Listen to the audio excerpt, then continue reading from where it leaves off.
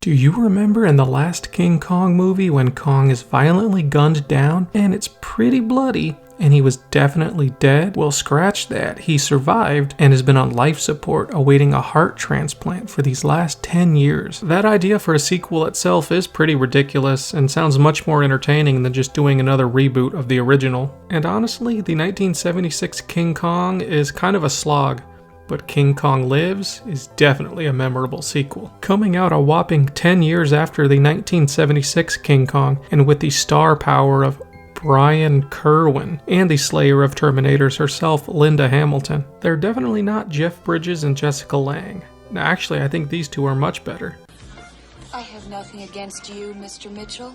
You saw a way to make a quick buck. Oh, not just a damn minute. Linda Hamilton plays a leading heart surgeon, and her and the experts of the Atlantic Institute have devised a computer-monitored artificial heart for Kong. But he's lost so much blood that he needs a transfusion. And when all hope seems lost, adventurer extraordinaire Hank Mitchell stumbles upon a Lady Kong. And in fact, Lady Kong is what she will be referred to as throughout. And I guess since he found her, and basically owns her, he sells her to the Atlantic Institute people. So thus the greatest love story since Romeo and Juliet unfolds, and I think this takes place in Georgia. And not even soldiers and backwoods hunter folk can stop this love story of epic proportions. This is one of those sequels that knows it's kind of dumb, but it's also sincere in its execution. This Kong film wants to be more entertaining than its predecessor, and it totally is. Gone are the exotic islands and major cities, no giant creatures to fight here, and on paper that makes this sound really unappealing, but they somehow pull it off.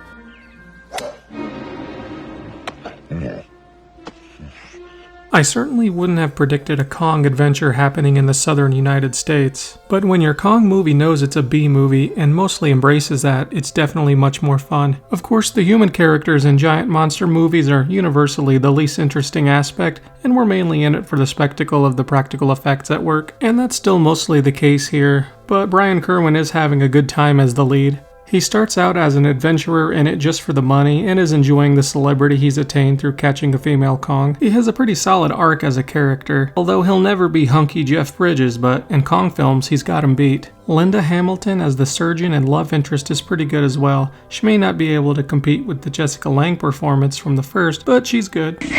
I'm a Libra.